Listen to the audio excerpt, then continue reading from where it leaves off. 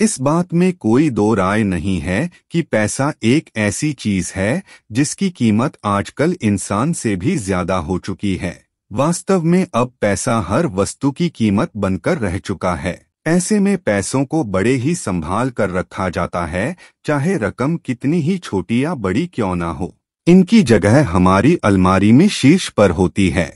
तो क्या आप ऐसे में सोच सकते हैं कि आपके पास 1.5 करोड़ कैश पड़ा हो और आपको उसकी भनक तक न लगी हो? क्या आप सोच सकते हैं कि इतने पैसे कई महीनों तक लावारिस पड़े हो और कोई उनकी सुध भी ना ले? वैसे तो यह परिस्थिति काफी दुर्लभ है और किसी को इस पर आसानी से यकीन भी ना हो, लेकिन भारतीय मूल के एक प्रोफेसर जो न्यूयॉर्क में कार्यरत है, उनके साथ कुछ ऐसा ही हुआ है। दरअसल प्रोफेसर विनोद मेनन न्यूयॉर्क में अपने कॉलेज में भौतिकी और गणित पढ़ाते हैं, लेकिन उनका कॉलेज पिछले कई महीनों से बंद था क्योंकि लॉकडाउन के कारण सारी पढ़ाई ऑनलाइन ही हो रही थी।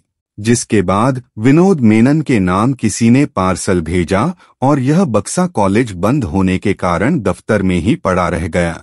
जिसके बाद तकरीबन 9 महीने बाद जब कॉलेज खुला तो प्रोफेसर ने अपने नाम आए खत और बाहर से आए पार्सल खोले।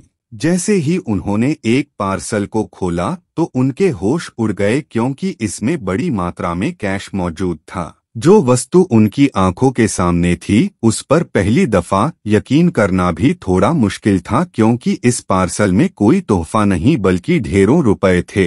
इस पार्सल के साथ विनोद मेनन के नाम एक नोट भी लिखा हुआ था जिसमें कैश से संबंधित सारी जानकारी लिखी हुई थी। दरअसल पैसों का यह बक्सा प्रोफेसर विनोद के एक पुराने स्टूडेंट ने भेजा था। वह स्टूडेंट इसी कॉलेज में पढ़ा करता था और उसने भौतिक में स्नातक करने के बाद पीएचडी स्कॉलर ली थी।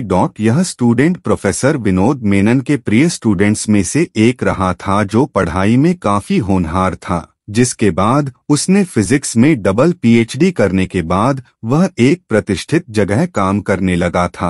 इसका श्रेय उसने अपने प्रोफेसर विनोद मेनन को दिया।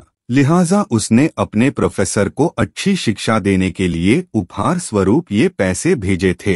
नोट में उसने लिखा था कि वह इन पैसों की मदद से संस्थान में पढ़ाई करने वाले उन बच्चों की सहायता करें जिनकी आर्थिक समस्या के चलते पढ़ाई में बाधा आ रही है।